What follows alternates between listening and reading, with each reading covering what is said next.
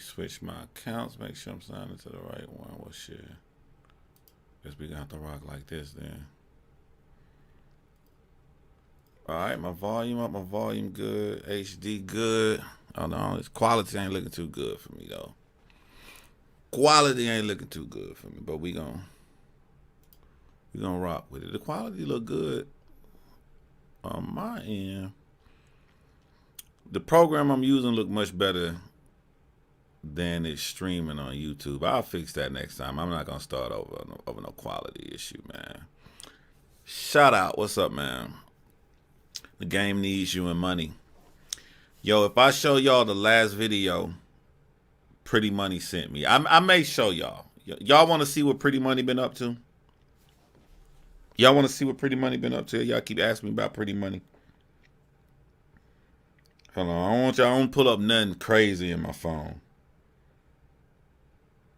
Pretty Money done turned his children into millionaires. That's no cap. That's no exaggerating. We're talking straight up multi-millionaires. So shout out to Pretty Money.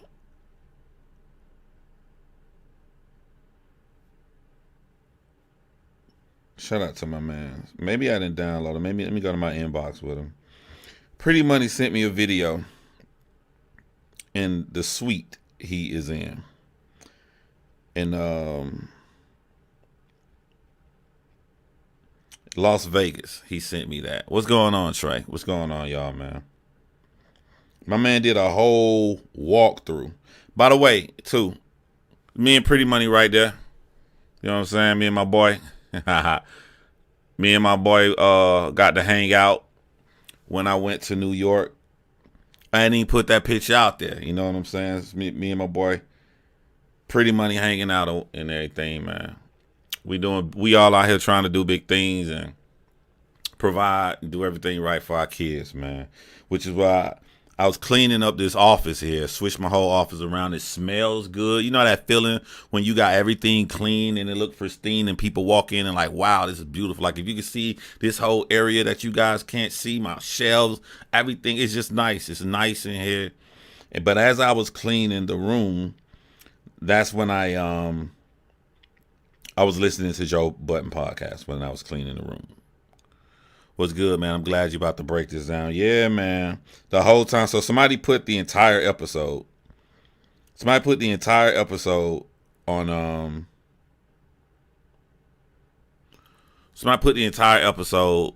YouTube. So the whole time I'm cleaning up the room and getting everything. I even cleaned my closet out. It's pristine in here right now. I'm feeling good, y'all. Feeling really good today.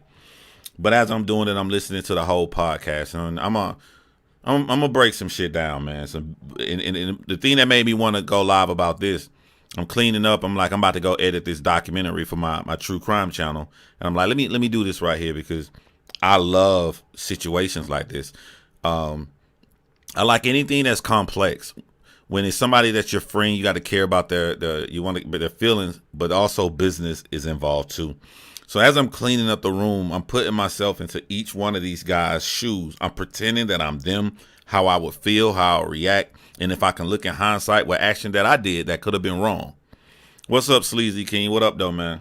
Shout out to everybody in battle rap. Shout out to all the bloggers. If y'all think when somebody don't come on their channel and they don't go live or they don't make videos, when y'all assume that they not looking, I'm looking. I just don't have time to hit record. So I'm watching all the Piper Boy vlogs. You know what I'm saying? Condolences to his mom and everything that he been going through recently. Shout out to Piper Boy. Shout out to Vada Flop for hitting 70,000K. Some of these guys I talked to behind the scenes. Shout out for Angry Fan for putting out content after content after content after content.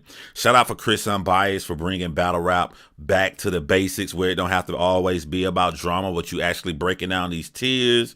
They stock rises, stock fails. I mean, Chris really showed that you can go back to the old school days. Shout out to my man Chris Petty who just came in here. Chris Petty, man, I missed the ATL. I swear, bro. All I'm gonna say, Chris Petty, New Way, the Varsity, Zaxby's, Crystals. I'm missing Georgia, bro. I'm missing Georgia, Chris Petty. Even shout out to my man DME Detroit. consistently doing them funny vlogs and everything. And now it seemed like everybody found their range. Seemed like all the bloggers found their niche, and they going and they caring more about themselves instead of caring about other bloggers. And so you getting a very diverse range of content that you can look at for everywhere. And even shout out to Henny Man. I think Henny Man did a breakdown of this too. Let's get into this right here. This Joe Budden and with his friends Rory and Mal. All right, so check this, man. I'm gonna start it off on a little personal note. When I went through my divorce, I told her, "You being influenced by your friends?" She said, "No." I said, "How you hang with all of these women and all of them at the exact same time are leaving a guy? Y'all getting matching tattoos, doing some girl power shit. How you not gonna say that has an influence on you and the decisions that you're making?" Of course, when you go through it at the time, the person is going to deny. But now in hindsight, now that we cool as hell, we best buds, we raising our kids together. Like we cool. I couldn't ask for a better relationship to have with my ex. But now when I bring it up, you know what I'm saying, in the joking manner, she don't disagree with me. Because you can't keep hearing all of this stuff. It depends on what you're listening to and what you put around you. It's going to seep and get inside of your brain. So I say that to say, if Mal and Rory are going to look in the mirror and say, DJ Akademiks consistently online calling them stooges and workers didn't have anything to do with them pressing their friend Joe harder on the business aspect. They're lying. They're lying, guys. You're not going to hear that. When other people are pitching in and making fun of you on this new angle now, even when Drake makes fun of that, you're lying if you say it has nothing to do with it. Because for all of these years, you've been a worker. But now all of a sudden, it's that detrimental. It's ironic that the same thing that people are making fun of you is the exact same thing, word for word, that you're having a crisis about. When I first looked at this thing, when I first looked at this situation, I thought that Joe Budden was wrong. And until I started looking at it as a business. Where I think that Joe Budden may have done wrong would have been at the beginning. And I'm putting myself in their shoes, and I'm also looking at the fact that I have a podcast and I have a podcast with a partner. I look at my business relationship with my podcast partner, and there is no guessing. We know to the specific percentage of who owns what right down the middle. There is no need that my partner have to ask me to audit my books, because it's not my books. It's our books. If you're a boss, you don't have to ask somebody else to audit the books. You can go and look at the books because they belong to you. They're yours. So when you look at all of the research, Joe Budden had the podcast, and he started it without Mal. He started it without Rory. Rory came in episodes behind. So I take that information and I look at it two ways. I look at it as a business, and I look at that information as friendship. As a business, this is pretty simple. Joe Budden owns this. He started it by himself. He wasn't even there. Well, let's look at it as friendship. And I put one of my close homies who've been my friend since high school. We still close now. But one of my best mans at my wedding. We're gonna be best friends to the day close friends to the day we die, man. We're always gonna be. Went through our 20s together, 30s together, 40s, 50s on. We're gonna be always best man. So if he had a podcast and he broke, nobody, it's a free podcast. He just recording in his yard or whatever it is. And I come in on like episode 5 or whatever. And I've been rocking with my homie from that day forward. Now, if the world is putting the signs out, my best friend name is Tremaine. If they put in the signs out that this is Tremaine podcast, the Tremaine podcast, but I'm on the billboards with him, and I've been recording with him for all of these years for this long, all I can say is how I would feel. I would feel like this his podcast, and I work for him. Because that's the truth. I would never feel like, even if we came from the bottom up to nobody knew us, it would have been different if they painted them as 3 equals. But the public never painted Joe Budden, Mal, and Rory as 3 equals. They always painted it as Joe Budden up front with 2 side guys. You're being painted that way. It's the reality because it is Joe Budden podcast. It's even named Joe Budden podcast. So my thing is, at what point did you start to think that you own it? You have no paperwork to show that you own it.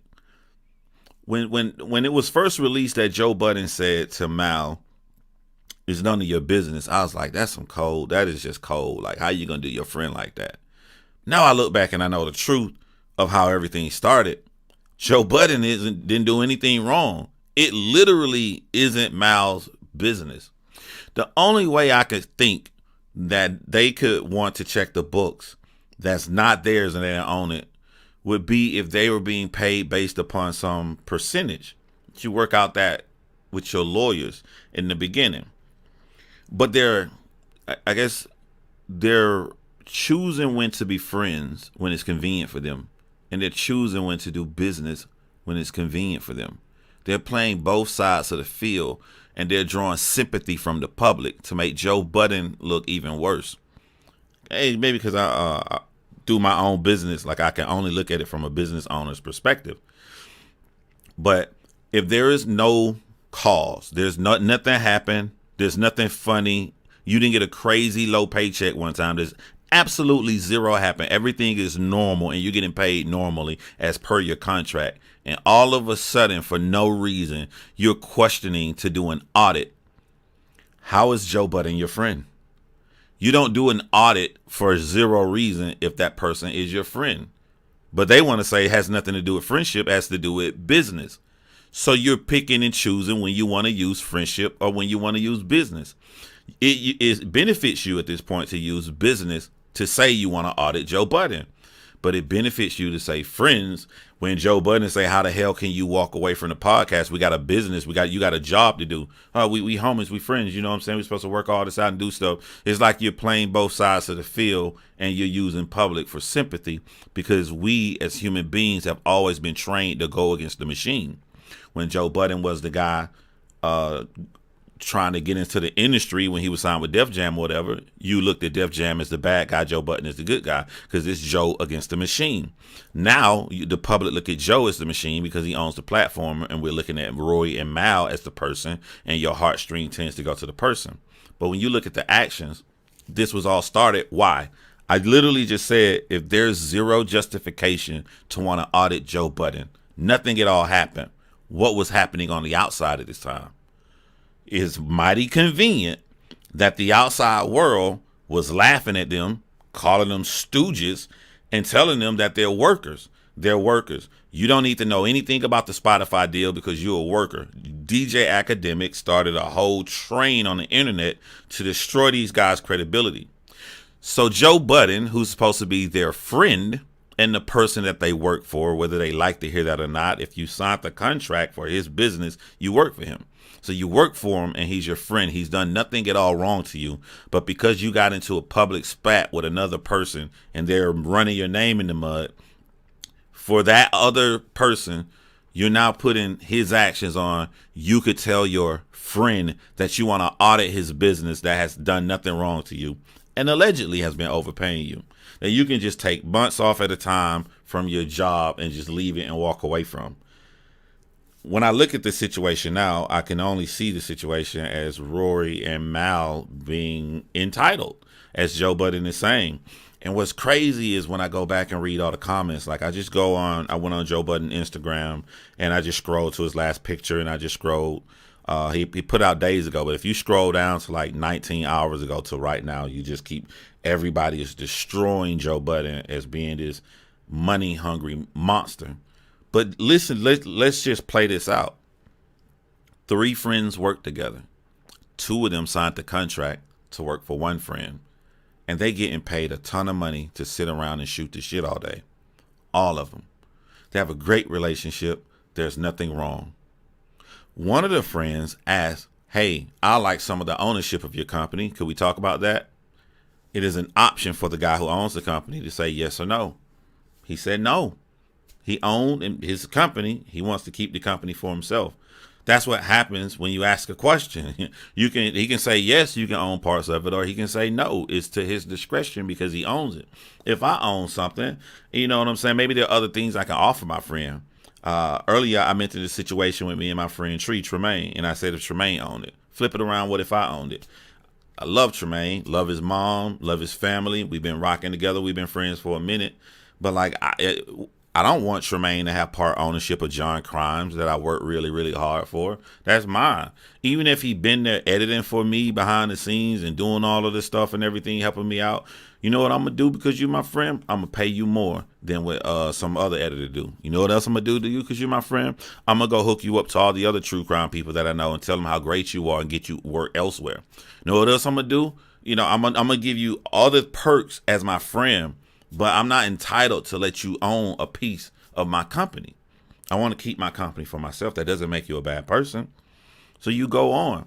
But Rory and Mal, when they were neglected the ownership of Joe Budden's company, they either pouted, made bad shows because they let their feelings and emotions get involved.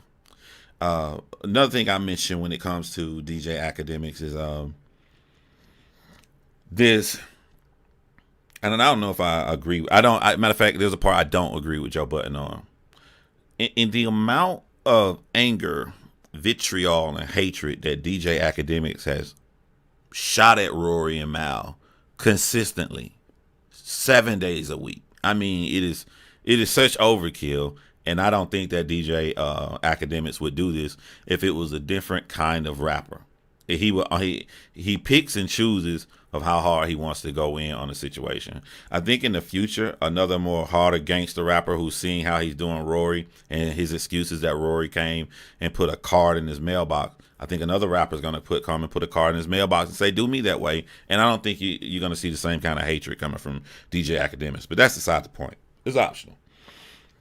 So Rory feels that Joe Budden should have taken up for him. Now, I look at this as a business. And I can't side with Joe Budden on this. I have to side against Joe Budden because there's no way I can let a dude talk about my mans like this if this is my friend on personal level. And I rock with him and talk to him on the phone and we smile like we're cool. Even if my mans did wrong. On a business tip, you putting down people that work for me publicly, people that reputation matters 7 days a week. It's going to hurt my business. It's going to hurt my show of how I'm being viewed, of the amount of hatred and stuff that you're putting out on my friends. So even as a business and as personal. But I see that there are 3 steps to this, right? The middle step, which would be normal, is Joe Budden say nothing and they go on with the podcast and act like DJ Akademiks doesn't exist. They don't acknowledge the hatred and vitriol that he's saying about Rory and Mal. That's the regular option. He's not being bad to go the extra mile. He's not being bad by being friends with him. So that's the middle one. The bottom one, which I think is wrong, was the buddy and talk to him and be cool with DJ Akademiks while they're spewing all this hatred to grown men that you feel that are your friends and coworkers or work for you. Now, to go above and beyond, the third option would be to go on air and, either take up for Rory or put down DJ Akademiks. You don't have to do that option. Or you can do the normal option, which you do nothing. But the option Joe Budden took to call and be cool with him, to do business with him, I mean, DJ Akademiks destroyed Rory's relationship. That's some real life crap. He destroyed his relationship with his girlfriend. I can't side with Joe on that. But one thing I will say when it comes to Rory about you got to be careful, and I agree with DJ Akademiks on this. You don't get to choose how somebody react. Y'all remember on 2018 on this channel when that blogger came at me? He got mad because I was murking him every single day. You don't get to choose how somebody reacts when you mess with them.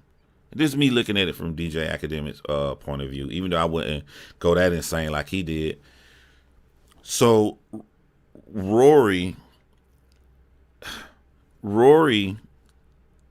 action to do this one thing pretty much destroyed the show. If you think about all of the actions that came from him putting that letter in there. Rory is talking to his friends and making hundreds of thousands of dollars for a couple of hours, a couple of days a week. He goes and gets into a spat with DJ Akademiks, and DJ Akademiks pushes the needle inside of his brain. He whispers to his brain, hey man, you just a worker. You just a worker. You're a bum. You're a worker. You don't need to know about the Spotify deal. You're a worker. They want to talk to a boss. You're not a boss. He's saying this every single day. And it's eating Rory up so much inside that it's not only affected his life and not only got caught up with his girl, but it affected his performance on his job. He wants to now fight Joe Budden on air. He's making minor argument marks at everything. It's just eating him up what DJ Akademiks is doing to his brain. And it pulls Maul in. Maul probably would have blew it off a lot more, but Maul's a dedicated dude. If he go, I go. All from your one action to put this letter inside DJ Akademiks' mailbox. You allowed this guy, like, you walk into a room for 2 hours, 2 days a week, and you get all of this money while people are hurting in a recession, while people are getting fired and getting laid off from their jobs. All you had to do was walk into a room. You work 4 hours a week. 4 hours a week. You didn't even have to engineer. You didn't market. All that stuff Joe Budden and everybody else did. You had to walk into a room and you got all of this money and now it's gone. You let another man come inside your head and destroy your entire life, man. And that sticks to the pride that we have in men. Like pride be the number one thing that hurt grown men, hurt adults, man, when we can't get over that pride.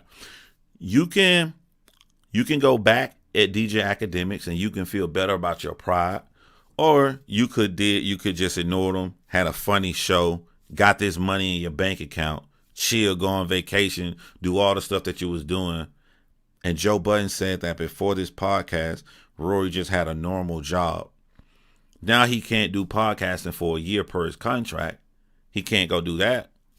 Now he's the laughing stock. Nobody gonna want to work with him. Another thing that DJ Akademiks is killing Rory on, I personally feel if Joe Budden gets nice and say, I'm gonna take the clause out. Go start your own podcast. Go start your own business. I'm not gonna let you wait for a year. You can go do it right now. No one is gonna want to work with Rory, because if you bring Rory on, you bring on DJ Akademiks trying to destroy your platform. Because yesterday DJ Akademiks said, I don't care if I'm 90 years old. I don't care if you're trying to get a job at Payless. I don't care what you do for your life, rest of your life. I'm going to try to destroy you. I'm never, ever, ever, ever going to stop. This is such overkill to me, but it is the situation that Rory has found himself in. And when I hear stuff like that, like right when I'm about to feel sorry for Rory, I remember this one thing. Let's assume it was Rory that put that in DJ Akademiks' mailbox. We only see DJ Akademiks currently keeping this going. But if Rory did it and he's still lying and saying he didn't do it, then by his silence, Rory is continuing to keep this on. Because in a way, you're trying to make somebody look like they're a liar and a fool after you tried to come to their home and bring heat to them. So I kind of feel where DJ Akademiks is coming from in that aspect. I had a situation like that happen to me. Like, we're not going to be cool and act like you didn't do that. You're going to admit that you did it, or you're going to apologize that you did it. I'm not going to act like nothing ever happened, especially when some people are saying they don't believe me. So Rory, it seems like in order for Rory to get his business back, he's going to have to come out and publicly admit that he went to DJ Akademiks' home, or he's going to have to come out and publicly apologize to the dude. Other than that, I don't think nobody is going to want to work with him, because people don't want those problems. People don't want that negativity, which is going to push Rory to go back to work at a normal office job, which he'd still be a worker. He'd still be a worker. Let's go back to pride. There's not enough leaders in this world. There's a lot of followers. If a person has convinced you to feel bad about yourself because you work for somebody, when 99% of this country work for somebody, you're a follower, bruh. You're not a follower because you work for somebody. You're a follower because somebody else's opinion is affecting something that you had no problem with before. Rory and Mal had no problem working for Joe Budden before, but you get a problem when other people start talking about it. It's the same way you'll see a dude out here. He in love with a girl and they get along great, but other dudes come and call his chick ugly or whatever, and now he ashamed to walk with her. Like, you weak. You don't even deserve that woman. You weak. She deserved to have a real man. These new key terms, and it's so many trolls. I'm not going to even say trolls. These are real people. There's so many large groups of people that will come into a chat or a comment section, and they'll make you feel bad about some stuff, and you not realizing they just like you. They'll laugh and clown you. You're a worker. You work for somebody. They work for Chick-fil-A. You know what I'm saying? DJ Akademiks works for YouTube and he works for Twitch. He don't have his own platform where he's streaming his own videos from. He's working for another company. If YouTube goes down today, he loses millions of dollars. He's working for someone. He's not his own boss. So like, but y'all will let these people talk to y'all and make you feel bad about stuff. Like, if you can't find peace of mind within yourself to have that much confidence, like this is a good case study, because not even for Joe Budden. It's a good case study for Rory, because we watch a man lose everything in his life due to pride and caring about what somebody else feels. That's all that happened here. He lost his fiance. He lost everything because he cared about what someone else. Keep in mind, when he was trying to get them invested into the business they all cared for, was to check out the check. Now that Joe has been moving and shaking and things have become good, they want to check the checks. Yeah. But Joe, I don't know if y'all heard the entire podcast, but when it come, I just heard the entire over 2-hour podcast. No excerpts. I heard everything. When Joe lost the Spotify deal and everybody else on the set, you know, it's not just Joe, Rory, and Mal. It's engineers there, twerking and the soundboard. There's lawyers involved. There's a lot of people involved to make the Joe Budden podcast. When they lost the Spotify deal, Joe kept paying everybody regularly without any new income coming in. He didn't lower the money. Like, this is what happens when you're friends. All the benefits that they were getting. I don't think that, and Mal even said it himself. Mal, I'm sorry, I just keep saying Mal. Mal even said it himself. It's not about the money. It's not about the money. Y'all was getting paid. Y'all was getting paid to work 4 hours a week, bruh. Y'all was getting paid. I believe him. I don't think it was about the money. I think it was about their pride and how they being looked at as the Stooges, which is ironic because that's the word that Rory made up. All DJ Akademiks was turn the word around and use it against him. All of this happened from pride. Pride. They've been working on that show for so many years, working for Joe Budden. I used to think that Joe Budden could have been wrong by being too nice if you're confusing them, if you are allowing them to somehow feel that they own it when they don't. But I wasn't clear on this, but when it came down to it and I see the history, they never thought that they owned it. They always knew that they didn't own it. So why do you want to be treated like an owner if you don't own it? I remember Charlamagne used to say the biggest mistake they made was letting him name it the Joe Budden podcast. At the time, I agreed with Charlamagne. If all three of y'all got this, why would you let it be named after one guy? But now I understand better. It's called the Joe Budden podcast because it's owned solely by Joe Budden. That seems crystal clear to me. Crystal clear to me. And the situation I think everybody can learn in life about Ish and Ice is that you are replaceable. You are replaceable. You go into the workplace and you complain at your cubicle or whatever, you got to weigh the pros and cons because you are replaceable. The really sad thing about Mal and Rory, the really sad thing is they're not good. They're not good as talk show hosts. Mal rarely speaks and Rory is kind of bland. And I'm only looking at this as business. You ever wonder, what's his name? I apologize. I don't know his name, but some of y'all may do. Who has the podcast? Who has the podcast with what's my man from Philly? Gilly. Who has a podcast with Gilly? What's his name? While y'all think of his name, I'm trying to think of other people. Charlemagne and Andrew Schultz. That's another one. Keep those names in mind. Shoot me some other podcasts, y'all. I'm trying to think of some other big podcasts. Wallow. All right. Ask yourself this question. Look at Gilly and Wallow. Look at Charlemagne and Andrew Schultz. And then look at Joe, Mal, and Rory. I just gave y'all 3 podcasts. Only one of those podcasts do you see a main person and people on the side. When you think of Gilly and Wallow, they even. Wallow is mad entertaining. Wallow can do a podcast by himself. Gilly can do a podcast by himself. Andrew Schultz is mad entertaining. He can do a podcast by himself. Charlemagne can do a podcast by himself. When we think of these guys, we in our brain automatically thinks even. The reason we subconsciously look at Mal and Rory as 2 side guys instead of a main equal to Joe Budden is because they are there to. Mal can do a whole show and don't speak for 40 minutes and come in with a bland face and come in like, yeah. And we're okay with that as a viewer because we don't view him as an equal. We view him as a side guy. So Joe Budden don't even have to make them wait a whole year. He can tell those guys, if Joe Budden really want to hurt them and teach them a lesson, the waiver is over. Go get a podcast right now. They need a third. They need a main person. They can't do it by themselves. It would be 90% Rory talking about stuff we don't really care about, and Mal saying, yeah, every 30 minutes. These are side guys.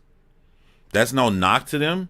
That's me looking at entertainment and business about what I would like to listen to as a podcast. Jamie ain't equal to Joe Rogan. He off camera, bro. He off camera, but he know he a side guy. You look at Jamie as a side guy, right? What's crazy is that even after he fired Rory at the end of the podcast, he offers him back a job. But see, this is what I'm saying why they feel entitled. That will never happen unless somebody's your friend. And what he's saying, like, you're not finna come back like next week or nothing. He was like maybe a year or 2 down the line, we'll be like, we aired out our grievances or whatever. After Rory gonna hurt for certain, he's gonna miss those free checks. And you know what, bro? Like, how much money you think that they was making a month? How much money you think Rory and Mal was making a month? All things said and done. You think they was making $20,000 a month? You know how many people would love to make $20,000 in a month and they work 4 hours a week? 20, and you gonna let another man, DJ Akademiks, who just signed a $5 million contract with Spotify, he good. You gonna let another man make you miss out on your opportunity laughing with your friend? You can't call that black man pride. Rory white. That's just man pride. And you say 10 to 20? Bucks thoughts. You wouldn't want to work 20K? You wouldn't want to make that in a month for 4 hours a week?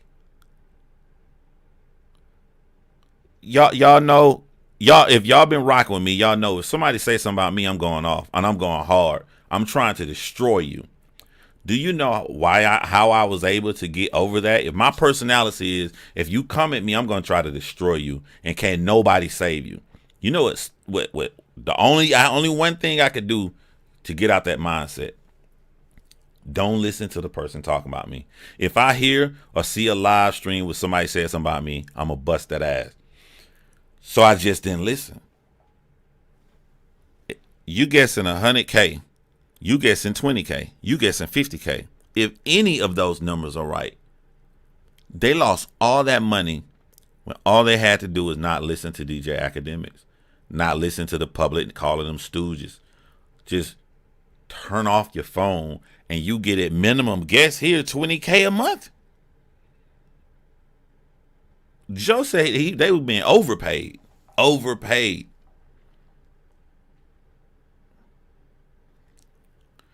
Shout out to John Real, your legend. Check his music too. Appreciate that, man. Appreciate that, man. At the end of the day, he's not gonna make what he used to make. Oh yeah, Maul got family that's rich though. Rory in trouble. You know what I'm saying? Maul been running with the old hip hop circle. You know, I think Maul will be all right. But Joe gonna make his stuff. You know why Joe gonna make his stuff? This is sad, but it's true. Because the public has a very short memory, and also Ish and Ice is entertaining. Ish, I think, what's the light skinned guys? Ish. They challenged Joe more than Maul and Rory did. They challenge him more. They offer more dialogue and entertainment. So the show is going to be better. That's a privilege that Maul and Rory had as being Joe Budden friend. Joe Budden getting destroyed right now. A lot of people ain't feeling like I'm feeling because they're not looking at it as a business. They got this whole thing wrapped up incorrectly. One of the things too about the hypocrisy. Talk about the hypocrisy, right? So Joe Budden got mad that Spotify wouldn't show him the books. He knew Spotify was making way more millions. Spotify made the mistake and they showed Joe Budden the book. And when Joe Budden saw how much money they was making, it was over, right? So you say Joe Budden owns the company now, and now his friend is asking him to show him the book. Show them the book, and Joe won't do it, so that makes Joe a hypocrite.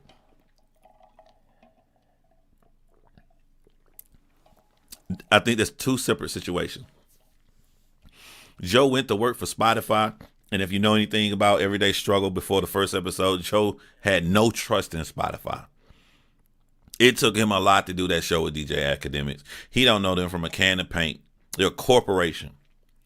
This is where I'm saying where Maul and Rory are using business when it comes to their benefit and then switching it to friendship, whichever one comes to the benefit. You can't compare a man going to work for a company that he already mistrusts to two guys claiming that a guy's their friend and he ain't did nothing wrong to him. There's no funny business. There's no money coming up short. Zero. It all has happened, and he's your friend. Why you want to audit him?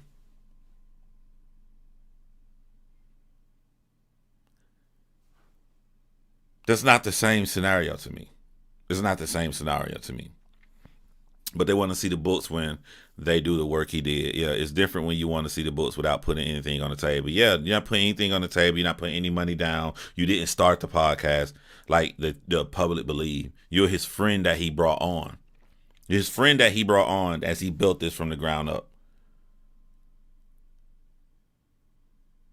And it's accusatory that you say, I want to see the books. Now, I never asked this question. Would I let Shree see the books? I don't want Shree. Joe said something, and I'm thinking of this live right now in front of y'all face. Joe said something when I was cleaning up this room and just listening to the podcast. Joe said, if a girl go through your phone and she finds nothing in the phone, you gave her no reason. You ain't come home late. You not no smell like perfume. You gave her no reason to mistrust you. And she goes through your phone and she finds nothing. It ain't going to be the same. I'm an extremely nice person, especially when it comes to people I consider close. I consider my friend Tremaine close. I probably would have let him go through the book because my knee-jerk reaction would have been, I ain't got nothing to hide. Without me thinking, I've been like, all right, yeah, here they go. But when he go to check my books, then I'm slowly going to start. That's when my thoughts going to come in. It take me a while to process stuff. That's when I'm going to be sitting there like, yo, why this nigga want to go through my books? I ain't did nothing to him. It ain't going to be the same. It ain't going to, when he come bring me my book back and find out that I didn't jip him or did nothing wrong. Oh, this whole thing is all business now. This whole thing all business now. Oh, you not coming in today? You already took your 6 days of leave, so if you come in, you don't come in tomorrow, you're not getting paid, right? Oh, now we going straight business. Now you want to see my books? I ain't did nothing to you. It ain't gonna be the same. You can have your cake and eat it too. Yeah, you're gonna feel the type of way, the distrustfulness and the disrespect. But like it's crazy, Sin, because y'all seem like y'all in agreement with me, right? That ain't how the country is seeing this right now. If you go to Joe Budden page, go to any place you can find most recent comments, they are destroying Joe Budden as if he's some evil person who kicked off his really, really tight, close friends. Joe Budden said when y'all watched the full podcast that there were emails and stuff that Rory had been trying to meet up and talk behind the back about the podcast and all this stuff. I'm like, dang, but who would want to not acting like a friend? You know what I'm saying? I think that Joe Budden felt like, I have a business, I have a company, this is mine, I own this. My two friends rocking with me, they my co-hosts up here, they doing it. So because they my friends, what I'm gonna give them better than I don't give nobody else. I'm gonna pay them more. I'm gonna give them more opportunity. Joe Budden said he tried to get Maul, a sports whole Maul, to go do a sports podcast. Maul didn't do it. A dating podcast, they make the dating jokes, and Maul didn't do it. He doing stuff he don't do for other workers, but he doing extra for them because they his friend. That's Joe feeling like he being a friend. I'm giving y'all extra, but to them, we want ownership. There's nothing wrong with you asking for ownership. There's nothing wrong if I ask Tree for ownership if he owns something. Nothing wrong with him asking me. But just because you ask your friend who has a business to cut in on part of that ownership when you're not putting any money down into it, there's a possibility the answer can be no. And that doesn't mean that they're not your friend if the answer is no. It means that that business proposition that you wanted is not going to happen. That's it. Go on with your life. Don't dwell in it. Because when he say no, you still have a contract to work for him. So when you come in and work the next day, you can't come in with an attitude with your head down looking on your phone. Y'all go look at the comments when they came back last week, and all of the comments were just like, yo, Maul not into this. Maul was in his phone most of the time. I mean, he already don't smile or nothing, but it was even more, it was apparent that the chemistry was off, that he didn't want to be there. I'm going to tell y'all why. It's because of pride. When they came back on the show to say why they left that episode, everybody who went and made a video about that episode, all of them said Joe Budden schooled them. Joe Budden clowned Rory and Maul. Why do I want to say Mal? Because I'm from the ATL. Why do I want to say Maul? I did not see it that way. I did not see that Joe Budden clowned them. I saw that three guys was looking at something from three different perspectives. And Joe is very animated when he talked. But I don't think that Joe clowned them. But it don't matter what I think. What matters is perception. They already getting clowned by DJ Akademiks 7 days a week, being called stooges, workers, all the little names that you try to hurt a man's pride. And now, when they try to reconcile and think that everybody's going to be happy that they're back, they're getting clowned even more. They're getting clowned even more. So now their pride makes them feel like we're dummies. We're idiots. If we go back to work for 2 hours, 2 days a week and make all of this money with our mans, we're going to look stupid. Why do you care how you look? My mama used to say that to me all the time until I got it. Why do you care, Montez? It's my middle name. When it clicked, I don't know if any of these dudes got kids. I don't know if Maul got a kid. I don't think Rory do, but like, I'm sure that they was helping somebody out with that money. Maybe their mom or somebody, like other people gonna get affected due to you not working, due to your pride. Other things you don't think about. You don't let DJ Akademiks mess up. What if one of y'all catch COVID? Did you get insurance from the money you made on the show? You gonna still be able to pay your insurance? All the things that you don't think about because of your pride, because of you let other people talk you out of the money that you was making. Things only hurt your pride if you feel that way inside. I think that's gray. Gray, because I don't want to say you right, I don't want to say you wrong.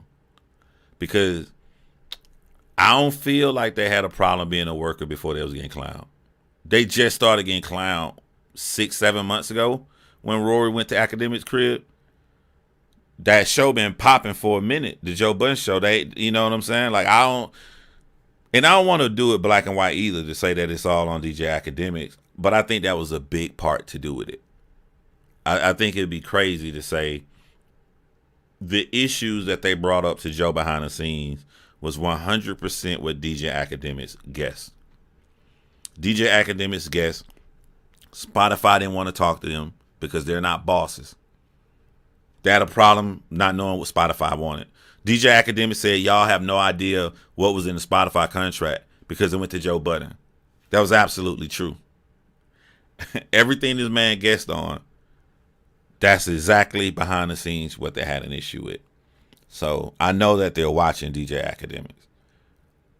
And to me, they're rightfully mad that Joe Budden talking and laughing with him.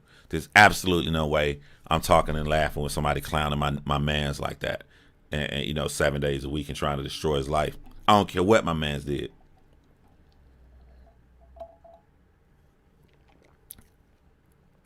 Nah, I saw that I need Oprah money. I need Oprah money too. That's not what Axe said. Axe said Joe didn't tell him anything. Joe said he didn't tell him anything.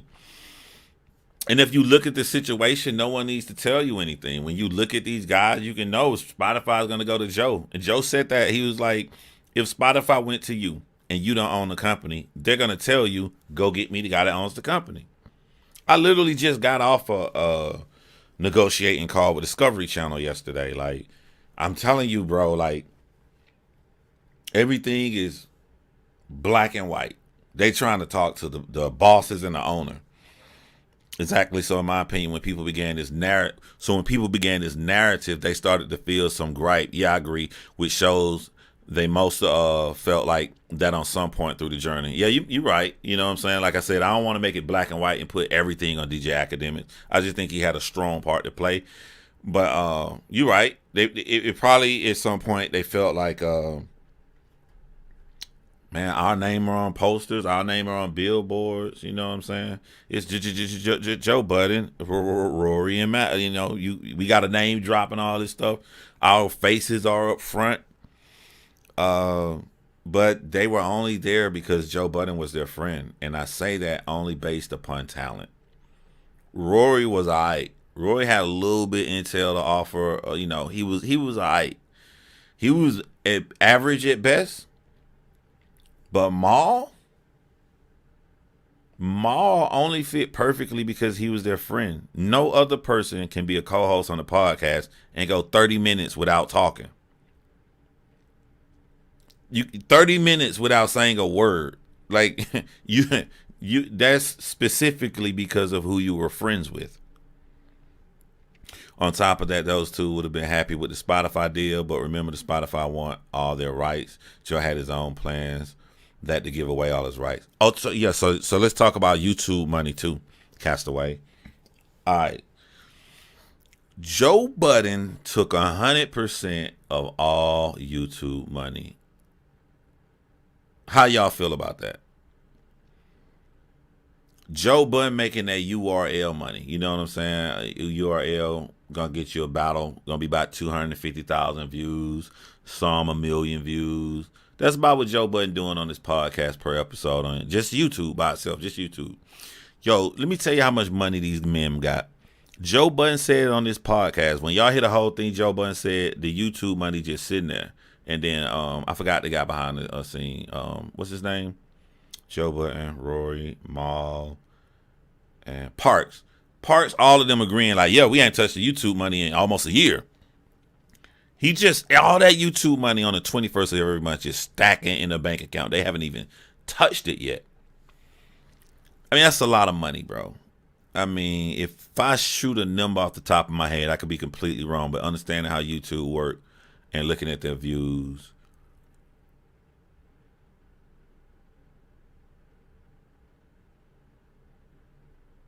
looking at what my friends are making, Joe could be making about $50,000 a month on YouTube. Probably more. Probably, could be more, could be a little bit less. But I'm going to guesstimate around that age. So that's just sitting there, right? Do I feel the co-host deserves money from the YouTube channel? Yeah. I can't side with Joe Budden on that one though, because people are watching the show, and the show consists of a guy and two hosts. Do they deserve 33 equal percentage? All three men? I don't know. I'm gonna always say Joe Budden deserves more. It's the Joe Budden podcast show, and Joe Budden owns it. But to say that they get zero, Joe Budden doing Rory and Mal, how Smack doing the battle rappers.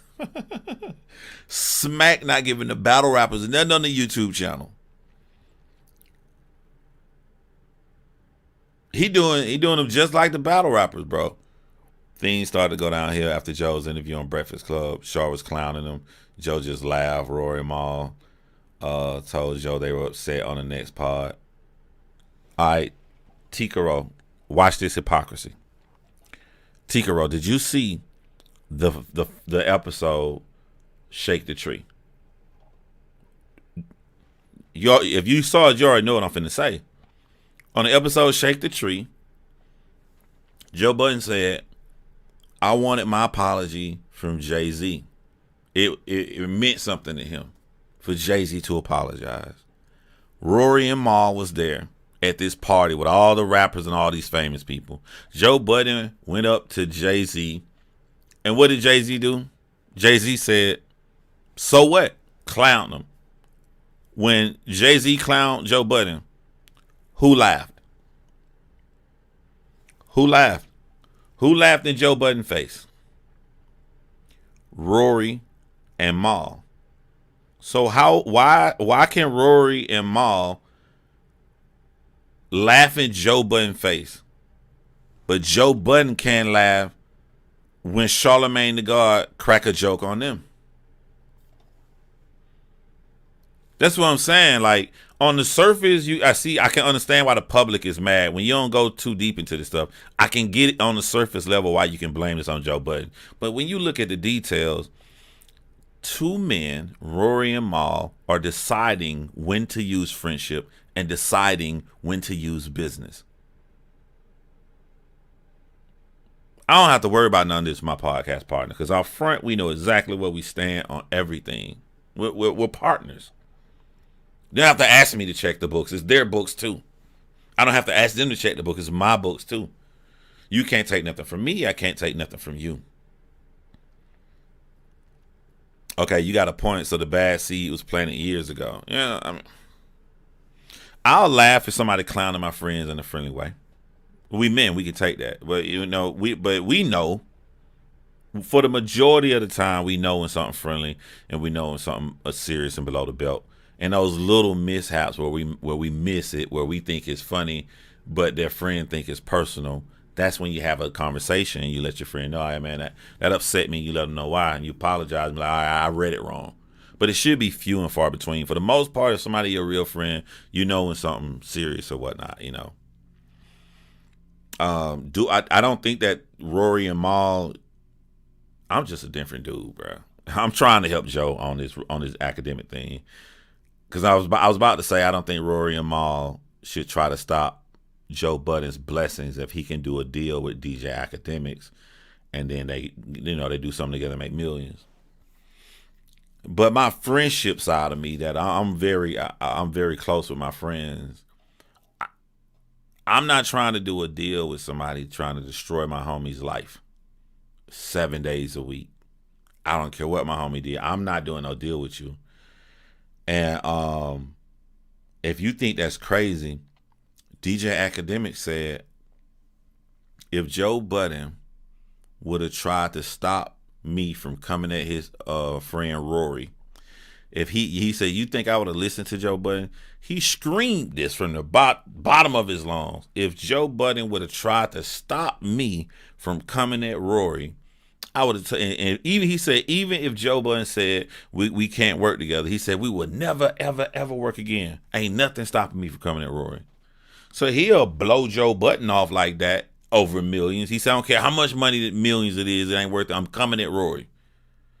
So why should Joe be so quick to want to work with DJ Akademiks, in a financial situation? Like, I don't know. I don't think my feeling from watching everything, I don't think that Joe was as close to Rory.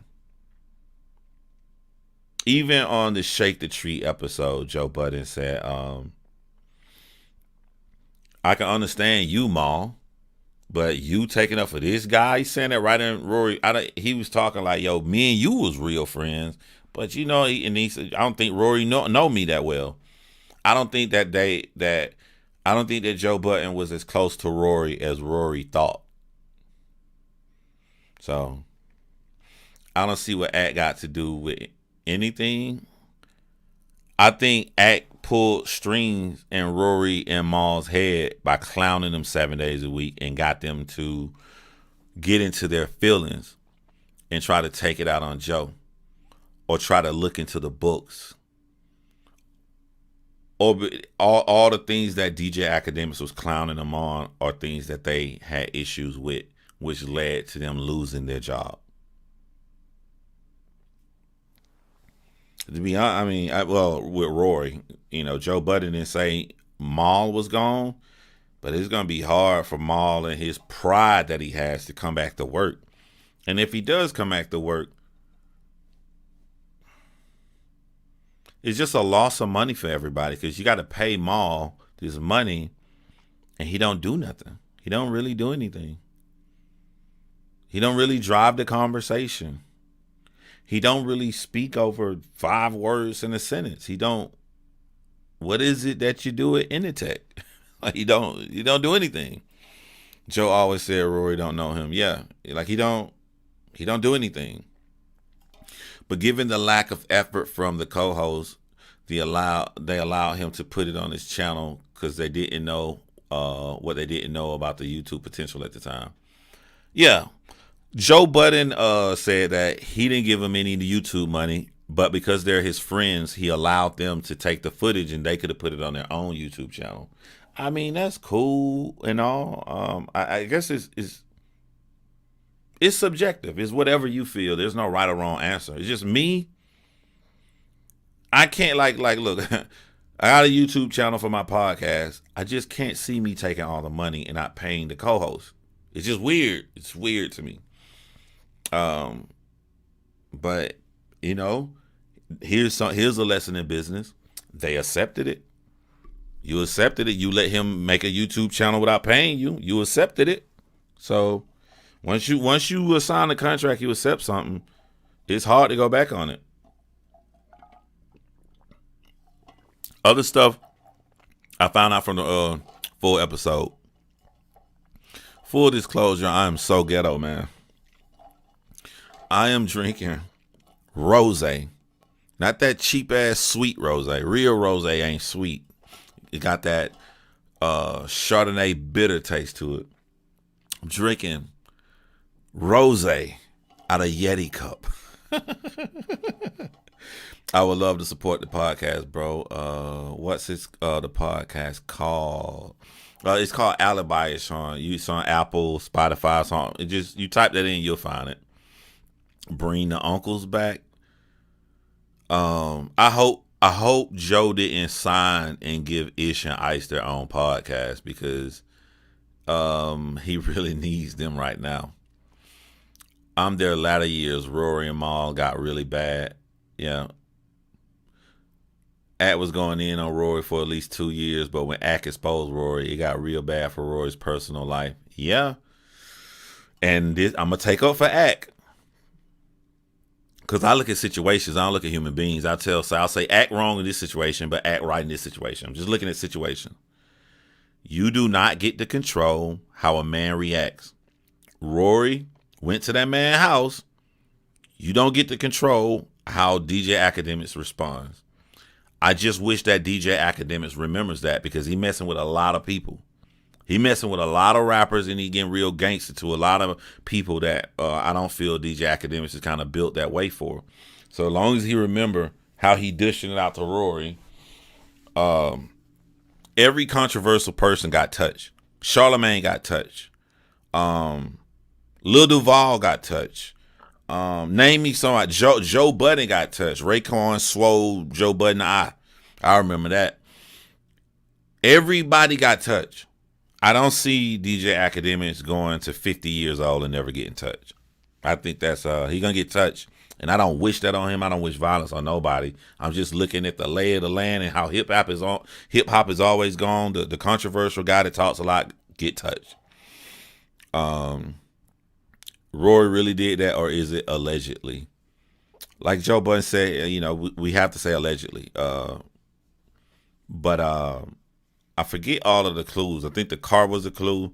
The stooge was a clue. The only person that uses the word stooge was Rory at the time that he left on the card. Right after they left the house, Rory posted a tweet of DJ Akademiks' zip code. Just a lot of clues that it was Rory. And DJ Akademiks, no matter what you say about him, he never lies. He don't lie. He keeps it honest. Man, I knew it was the reason Rory started taking boxing classes at 30. Ad got shook. Rory left a Christmas card in his mailbox. Yeah, And I think that's Rory not understanding. You listen to black people music, but you're not understanding how black men work.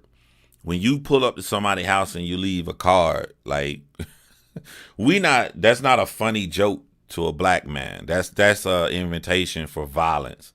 That's like, okay, the war has been started. DJ Akademiks is acting accordingly, except for not violence. Instead of violence, DJ Akademiks went to every category to try to destroy Rory's life, and he succeeded at it. He destroyed his relationship with his fiance, and now Rory doesn't have a job. I don't think At goes anywhere, stays indoors all day, every day, so he won't get touched. I mean, no disrespect when I say this, my bruh. How old are you? I'm curious. I swear I don't want to clown. I don't clown people, bro, unless they come at me. I asked how old are you for a reason, because like when you get touched, it isn't because you always out there. Y'all remember? You remember Meek Mill opening the van door, his goons coming out to beat up what's his name? Oh, it's right on the tip of my head, my tongue. Nicki Minaj, ex-boyfriend. Wear the fur coats. I think his name began with an S. See, this is what happens when you get old. But what I'm saying is the way people get touched, Safari, the way people get touched is one time. If you out here all the time, it's sort of like right now, it is really hard to find Quando Rondo. Something extremely terrible is going to happen to Quando Rondo. All it takes is one time. DJ Akademiks is not going to live his entire life in the house, and then when he finally decides to go somewhere, have a slew of security. I know he thinks that. That's not how life works. It's going to be that one time where I'm on E. Let me stop right here and get gas. It's going to be that one time where I'm finna go drop the chick off at the crib I just smashed. You know what I'm saying? You don't live your whole life. I'm in the house all the time. I spend 90% of my time in this room editing video. Gotta leave this motherfucker.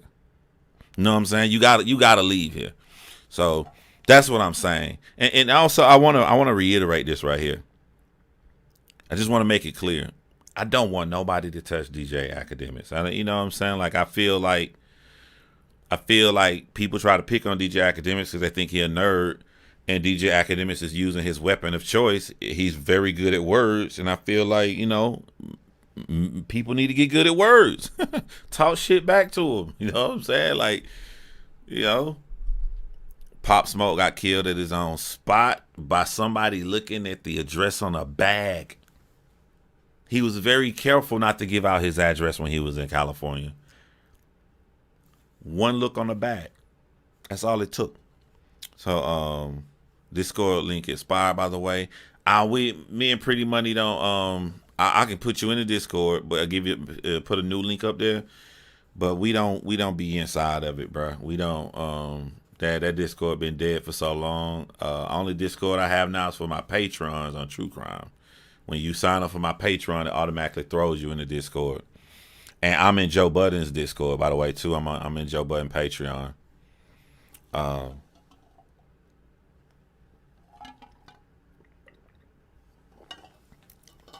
Why would Joe defend Rory when, according to Joe, they had beef as soon as they started the Spotify deal? Defend Rory on what, Sean? What in particular? Because I'm looking at situations. I have to know the situation because certain situations I agree with Joe. Certain situations I don't. So defend Rory on what? What do I think Joe needed to defend? I don't think Joe needed to defend Rory on anything off the top of my head. I don't think that Joe needed to defend Rory on DJ Akademiks because Rory went to DJ Akademiks voice first. I just think it seemed weird when you all cool and laughing and buddy all with DJ Akademiks after he destroyed one of your co-hosts. That's weird to me, you know. And you come in my co-host, you got problems with me. I only got Black Compass Patreon. I haven't been in any battle rap stuff. Shout out to Black Compass. I watch YouTube. I haven't been in any Discords. My favorite Discord, I'm tell y'all, hit me up on email me, johncrimes@gmail. If y'all boxing MMA, my favorite Discord is a Discord for boxing and mixed martial arts, and one of the rooms is links to all free pay-per-views. That's my favorite Discord. I ain't paid for a fight in a minute. But I be in that Discord, Joe Budden Discord. That's pretty much it. You're still my top 3 battle rap blogger. Appreciate that, man. I'm watching, yo. I'll sneak in a little review on Ultimate Madness 3. I like Rocky movies. I like the underdog, and I like the fact that Rocky was not supposed to have a chance, and he comes to that mean fight. I think Ultimate Madness 3 is the Rocky movie. I think Cortez is Rocky, and I think the big bad boxer at the end is Geechi Gotti. And one of the things I love about Rocky is Rocky wasn't guaranteed to win. You know, Rocky lost some fights. Rocky lost against Antonio Tarver character. Rocky lost against Mr. T character. So I don't know. I would love to see Cortez win. My heart, and this is again when you talk about Joe Budden with the friendship and business. If you talk about like my heart versus my brain, my heart, I want Cortez. Y'all been clowning Cortez for so many years. Never want to put him at the top. He's a vet, and he's always so polished. Just for all the stuff he put and all the insults that he taken, to win $100,000 and blow away the competition would be like if Cortez wins Ultimate Madness 3, and somebody decided to make a movie about Cortez, this would be the end of the movie. It mean he died in there. You know, like 8 Mile. The character keep going on. He walked down the alley. But the end of the movie was the battle. This is the end of the movie for Cortez. And, I think Cortez is going to beat Rum Nitty. I think he would have beat him last time if he would have choked. I think he's in a zone right now. But I don't know if Cortez at his absolute best can beat Geechi Gotti. So if I were to put my money down, I would bet on Geechi Gotti. But I would want to lose my money. That's the best way I can put it. It's the best way I can put it. I would want to lose my bet. I would be sad that I won money. But my money would go on Geechi Gotti winning the tournament. And it's crazy, yo.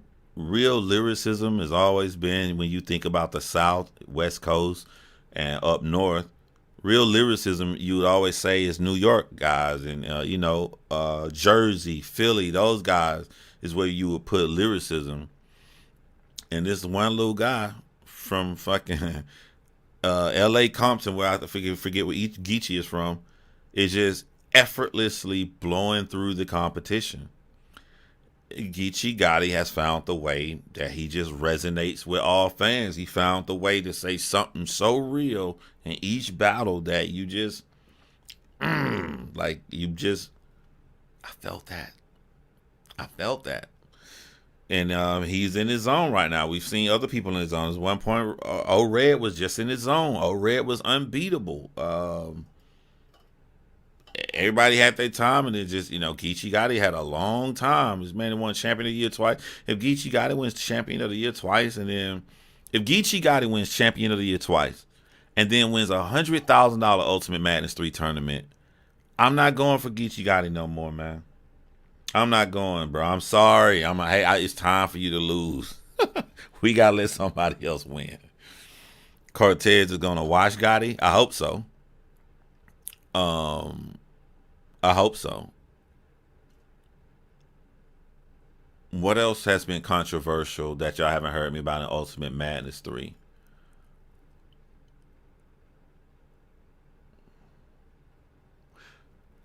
I'm fairly certain because sometimes we think differently, but it's right in our face so blatantly. I'm quite certain that other bloggers have already said this.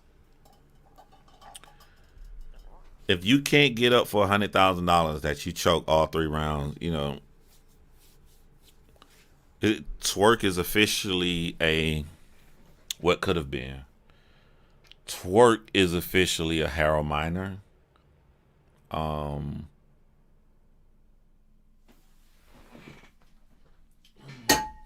Now I dropped something.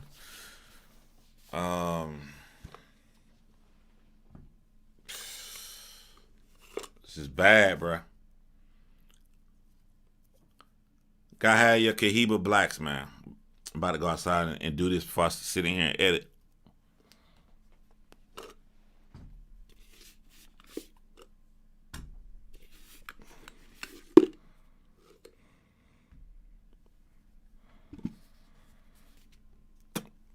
Gotta have a little cheap humidifier, that's all. I say Twork is Grant Hill. Twork Grant Hill was injured. He didn't injure himself. And I got an analogy for you, but you got to be older to remember this analogy. Who's seen the movie The Program? That fictitious college football school. They was shooting the guys up with all kind of stuff in their knees, doing anything just to get them across the finish line.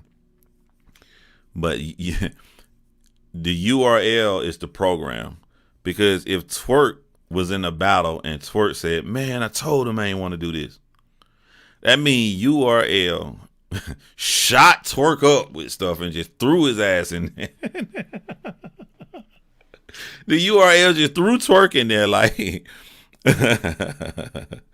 yeah, man. They just threw Twork in there, man. Like, the dude don't want to do it. His heart ain't into it. He choke all the time.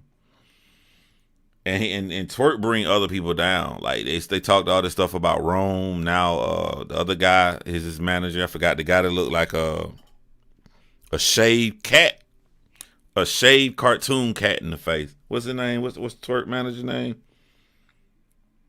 Rita and I be forgetting these dudes' names, I swear, bro.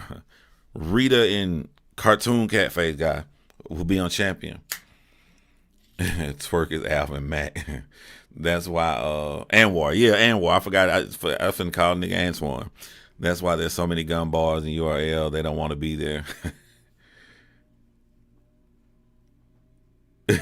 He broke the fade of that man on hyperventilate. Oh man. JR, salute. Get your bars up, media. What's up? Get your bars up, media, man. Salute to all y'all, man. I hope y'all over here killing it, doing your thing. Every time I want to come to battle rap, I don't have time. Like, even right now, if somebody knew I was live, they're gonna inbox me because I'm always behind on one other project. So they'll inbox me like, "What are you doing? You could be doing this, could be doing." So it ain't the fact that I don't like battle rap or I think less of battle rap. It's just that I literally don't ever have any time. And so when I decided to clean up today, clean up this room, I said that I'm gonna go live about this Joe Budden situation. EJ always, Wave Gang in the building. What's up, Wave Gang, man? They was asking what Pretty. Oh, yo, EJ, you saw the picture when I met up with Pretty Money, man?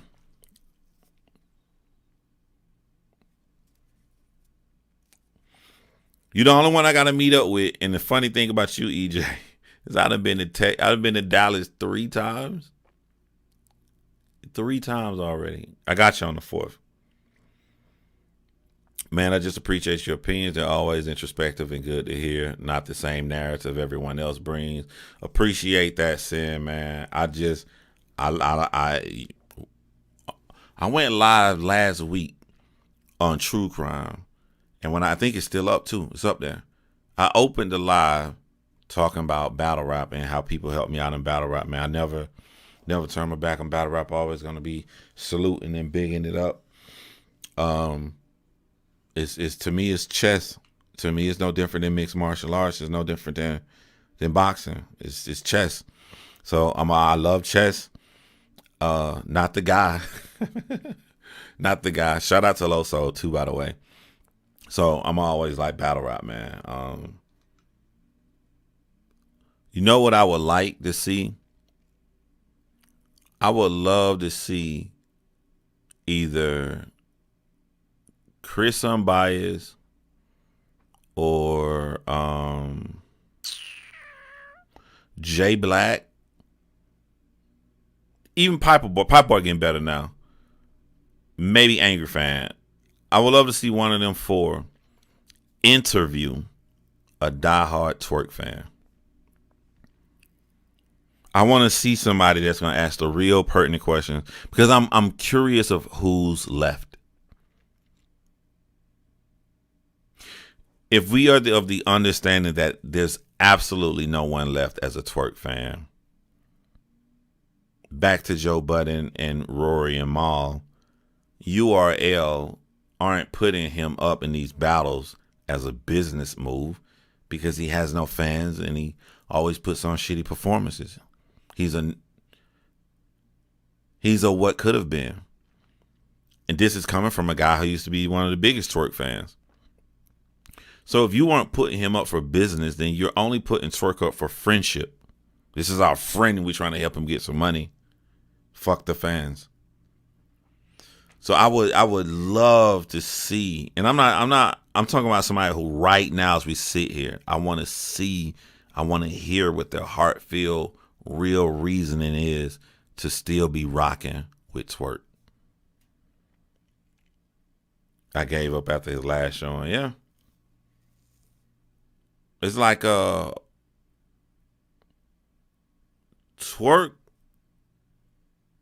The Twork won some titles. So I would say Twork is Adrian Broner. Yeah, he ain't never was. I mean, he got Drake and everybody to like him. He's Adrian Broner. Adrian Broner got the stars and the fans to like him at one point, but he never reached his full potential. Twork chokes. Adrian Broner doesn't throw punches, which is crazy because when Adrian Broner throws more punches than his opponent, he wins that round. I don't know why he stopped throwing punches. What's up, Chris? Chris, did you hear what I just said, Chris? I would love to see you interview a real diehard Twork fan right now. I wanted you to ask the hard questions, not clown and not being silly. I'm just trying to get into the brain of who could be still left for Twork and why are they still rocking with him. I would want to hear that. They're saying Norbs and URL are in arbitration. I see them coming to terms on a middle ground deal. I wouldn't be surprised if he comes back either. All Things Popping. Shout out to All Things Popping. And by the way, you know what? I'm glad you came on and said that about Norbs. Because what do y'all think about Rory and Mal should be an owner of Joe Budden Podcast? Even though there's no paperwork, in comparison to Norbs saying he's one of the owners of URL with no paperwork. I never looked at it like that until All Things Poppin' just said that.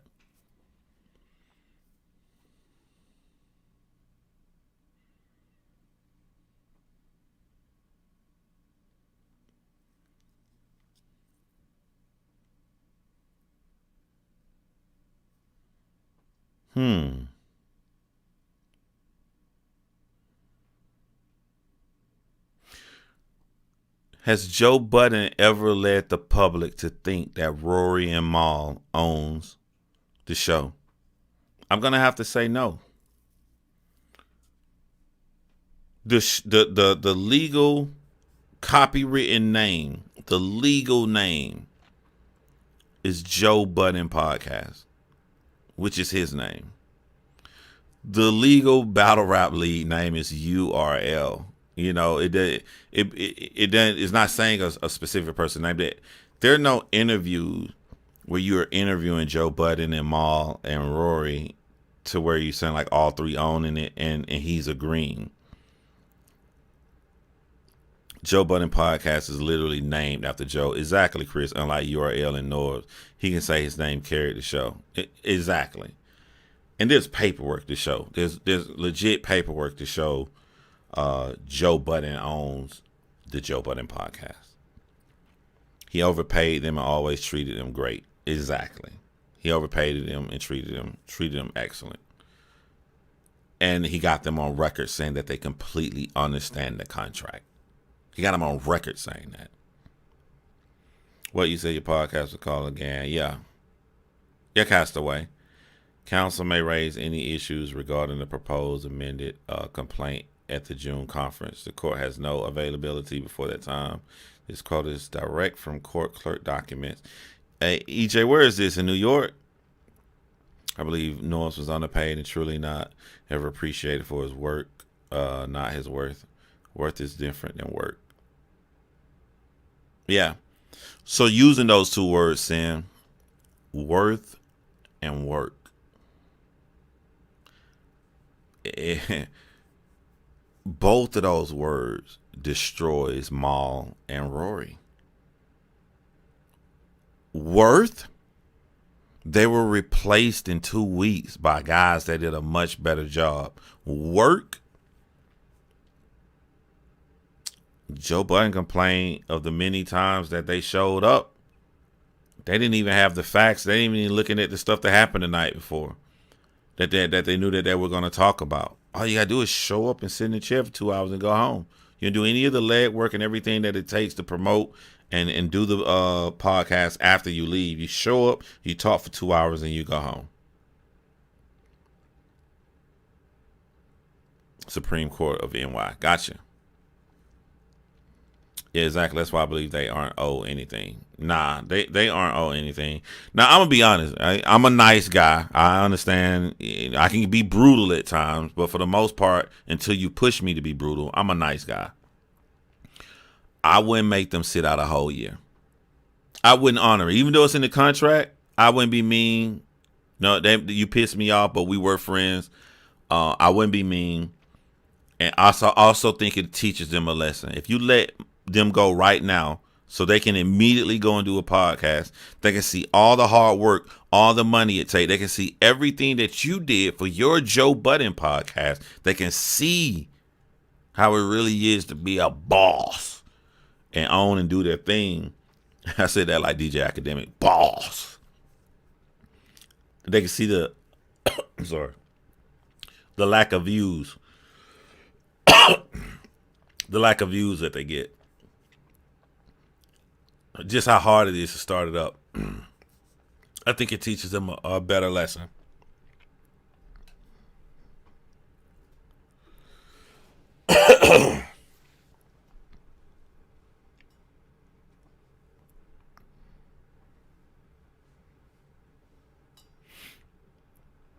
Let me see. Let me scroll up. I think it's up here. That's it right there.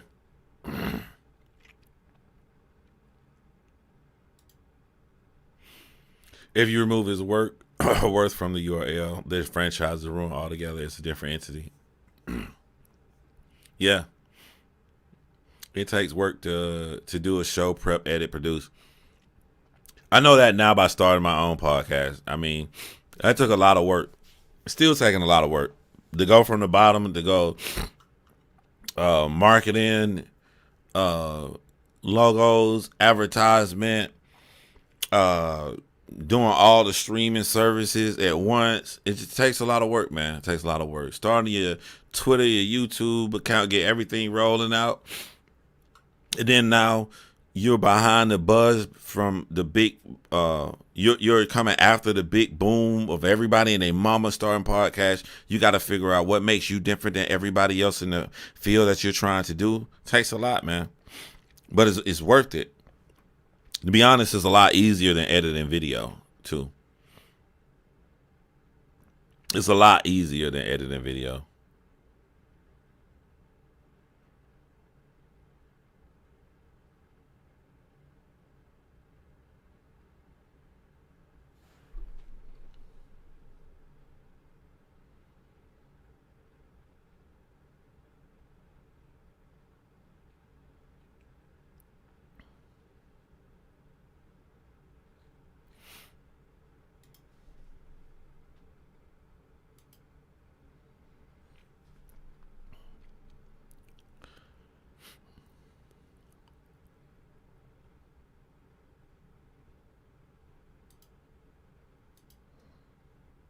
That Castaway account seems suspicious, bruh.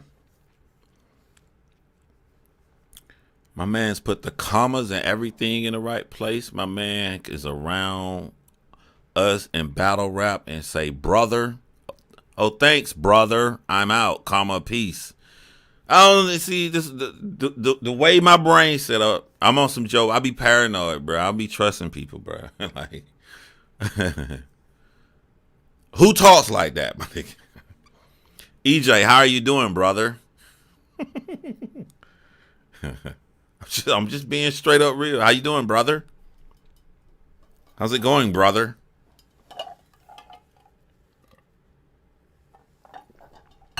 Can you give me a link, brother? There's other places I need to stalk him. Hogan talks like that. Mal let Rory brainwash him into turning on Joe. I don't think that Mal turned on Joe. I think that, yeah, I see what you come with the brainwash stuff. Well, maybe, hold on. Maybe you are right. Maybe I'm just being semantic with words. Because you saying brainwash, meaning that DJ Akademiks talk trash about Rory, give Rory an inferior complex about being a quote-unquote worker. He goes and he takes his information and give it to Mal. This is how they talking about us. We not even having access to the books. We don't know what's going on with Spotify, blah, blah, blah. And then Rory was best friends with Joe Budden. They lived together. He was cool. He didn't care about the money and all that stuff. Now he feels like he need to take up for Rory and they need to be this team. So then now he goes to argue with Joe. And when you say arguing, that's what you said mean when you say turn on Joe. Yeah, maybe maybe I'm just playing a useless game of word salad. But maybe you're right, Sean. Mal let Rory brainwash him into turning on Joe. Maybe that sentence is just right, bruh. I'm just being too nice. You right. You right. So if we remove Rory after the Marissa incident, does Joe Budden blow up as it still did? Absolutely. Sin. Let's look at the incidences that made Joe Budden blow up. The first incidents when nobody was watching Joe Budden was the sweaty Drake rant. I forget what album that was. I mean, we going way back. Was that if you're reading this, it's too late? I mean, we going way back. Y'all know the sweaty Joe Budden rant and the wife beater and he going crazy. That was one of the first incidents. People were like, yo, what is there everybody talking about on the Breakfast Club everywhere you go, and they keep showing the clip. It was Views. That was Views. Damn, Joe Budden podcast didn't blow up until Views. When did Views come out? I mean, Joe Budden podcast was one of those things we knew he had because he mentioned it, but we weren't really going to go check to watch it back then until the rant. I think that's when I came after the rant.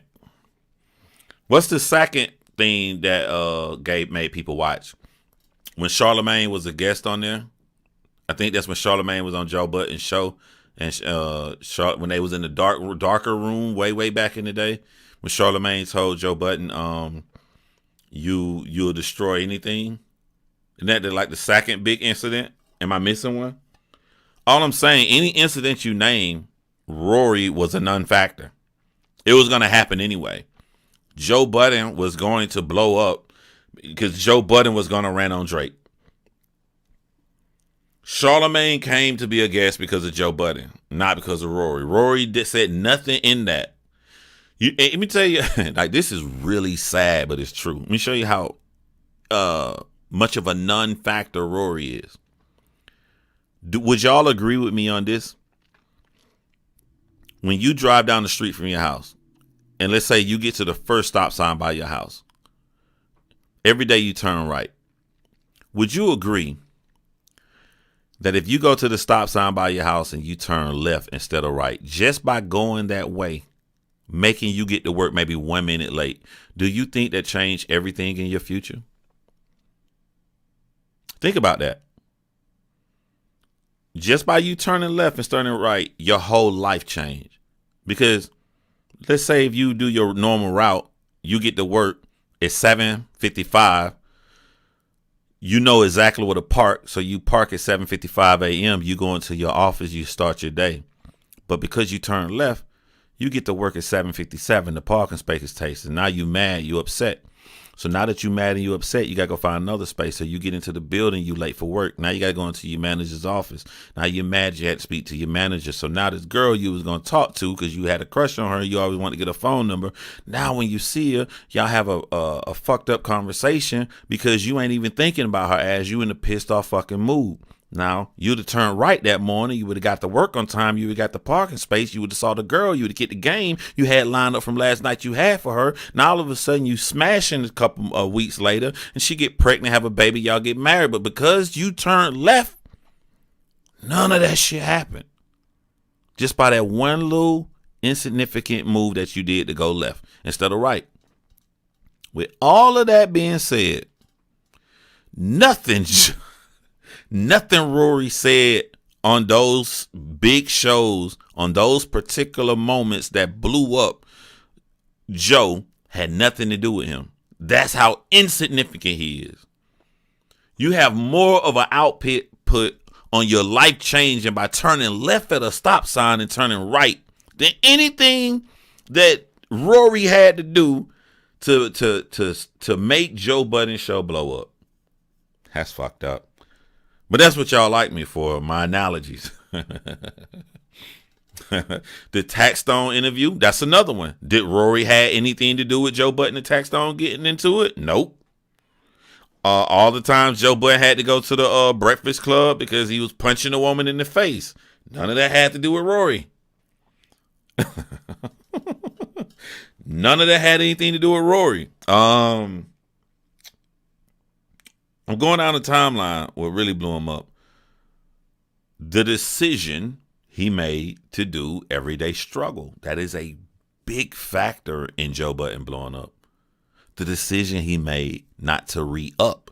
Because if you go on Everyday Struggle, you make the world love you in the entertainment purposes, and they can't watch you. What the fuck we gonna watch him? He leave Everyday Struggle. He got that podcast called Joe Budden. We're going to go follow Joe Budden to Joe Budden. Had nothing to do with Rory. But let's rewind that. What about when he was at Everyday Struggle? Yelling at Lil Yachty. My nigga, chill. Had nothing to do with Rory. Going to the BET Awards. Talking with DJ Akademiks. Dropping the microphone down. Walking off on the Migos. Had nothing to do with Rory. All of these things. His critique of Eminem had nothing to do with Rory. Spotify deal. I can prove the Spotify deal had nothing to do with Rory. Joe Budden tried to put Maul and Rory on the poster with him. Spotify said, only you. Nothing to do with Rory. I mean, we can keep going. Your decision to turn left or right when you go to work tomorrow morning has more to do on the change of your life than anything Rory has done to help Joe Budden podcast. Creators rant had nothing to do with Rory. Y'all getting it now. Nothing to do with Rory.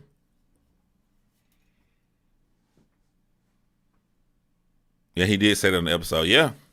Wait, I don't like, maybe you go on the Patreon. He put the whole episode is up. Which, by the way, don't get mad at me for watching the whole episode bootleg on wait, hold on. Why is my co-host sending me an invoice? Hold on, I'm about to have some podcast beef.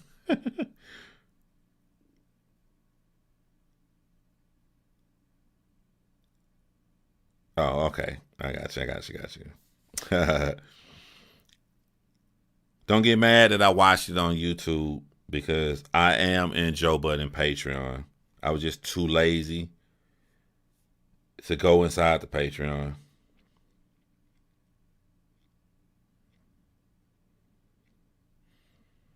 Proof I'm in Joe Budden Patreon. I'm just show y'all right now. I'm not saying I'm trying to bootleg nothing. I'm in Joe Budden Patreon, so the episode is up in there. I think I was like, "Where's the episode this week?" Now, I'm not gonna give y'all, take away from Joe, but I'm gonna tell you what episode that. All I'm gonna tell you is that if you want to look for the latest things, maybe you should look in YouTube search and type the person name in, and then you need to go to the settings and type in the last 24 hours. That could help you out when you're looking for anything on YouTube that's recent. Yeah, I'm saying. I did too. Salute John Real. Salute Lawrence. Appreciate that. I was like, where's the podcast this week? The end of yesterday pod was super foul. I didn't expect Joe to end it like that. Wait, hold on. You talking about when he went off on him? Where did I stop listening at? I think I stopped at 2 hours and 21 minutes, and it ends at 2 hours and 46 minutes, so I ain't see the ending. What you want me to do? Listen, I'm just going down the list, buddy. I'm going down the list. I was on vacation. I didn't see shit. I didn't hear shit. Let's see. He had just stopped talking about J. Cole, so I ain't see no purpose in to keep watching it. What did he do at the end? Is it worth it for his Patreon? I mean, his Patreon like $5. This is how I see stuff, bro. I'm signed to so much useless bull crap. I look at everything compared to fast food. How often do you pull your car over and be like, yo, I'm finna get a Whopper? How often do you pull your car over and go, man, let me get a large fry and a Coke from McDonald's? If you do that shit about 3-4 times a month, that's about $25 a month. That's 5 different things you can subscribe to for $5. I'm subscribed to Joe Budden for $5. It ain't gonna hurt me to do, if I like his content. It's just $5. How often do you go in 1 month and you waste $5? That's $5 you can put to something else. I pay more for Black Compass. Black Compass got a Patreon. Shout out to them.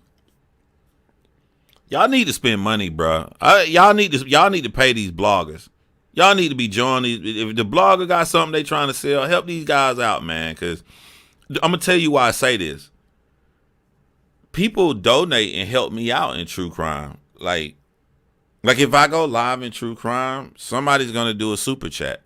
Y'all don't be super chatting in battle rap. And shout out to Math Hoffa. I ain't trying to take nothing away from Math Hoffa, but Math Hoffa eating good. He doing right. I go on Math Hoffa. Y'all sending all kind of super chats to him. Send the super chats to Chris. Send the super chats to Piper Boy. Send the super chats to Vodafly. Send it to the bloggers that been around for all these years, giving y'all content and information, man.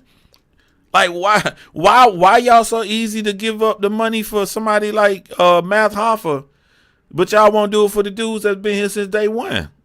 Come on, man. Come off them. The $2 here from you, $2 here from you. Help these guys out, bruh. Or if not, help them out in their PayPal. I mean, if you tried to put over someone's head in business, I'm gonna keep it 1,000. Yeah. I'm my only Patreon. I'm in I can't even think of the comedian name.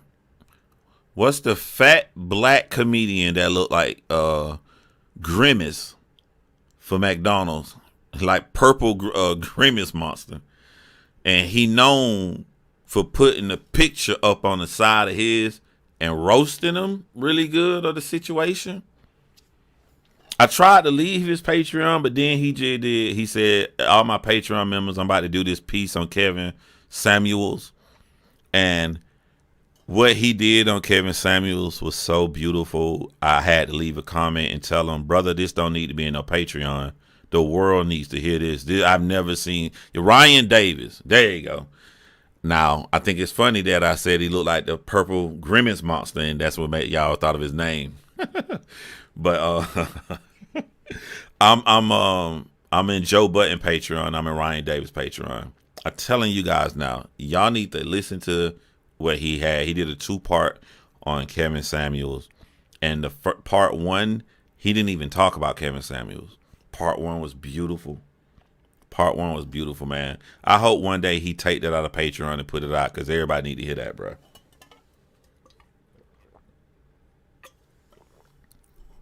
Everybody need to hear what that man had to say. So if I find something else, I'll join the Patreon. But I want it to be something that I'm gonna watch. I am gonna watch Joe Budden. I do watch Ryan Davis. Ryan Davis is a comedian, but he said some real stuff about life. Ryan Davis show you how to make money. Ryan Davis did a rant about how he loved Floyd Mayweather last week. He ran it on and then he put out a picture because he talking about how Floyd Mayweather looked for the money, how he a businessman. So it wasn't really about comedy. He was trying to teach you something about life and how his trolls and hecklers come at him. But then he put a screenshot and said, I just got bored one day, pulled out my phone, decided to rant, and I made over $600 just doing that. Get paid for everything you do. I always get paid for everything you do. I like Ryan Davis. He teach some good stuff, man. Link to the True Crime channel. It's just, I'm signed into my True Crime right now. Watch this. I'm put an L. There you go, right there. That's me.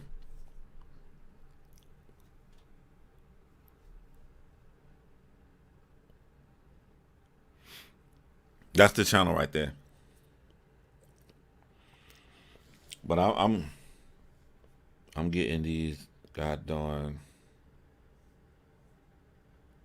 I hate y'all. I hate y'all for putting a troll on me. I sit here quietly. I've been on YouTube for 10 years. I know the signs. I was sitting here quietly. I was looking in the chat. I was like, that dude Castaway is a troll. The dude Castaway, he not in this community. He not in the battle rap community. He come from another community to watch me here to try to find out where my other stuff at. Excuse me, brother. I'm trying to spell it. Could you guys spell where the podcast is, brother?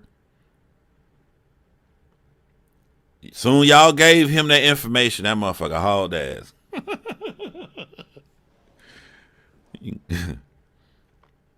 I'm blaming you, Mark. I'm blaming you, Mark.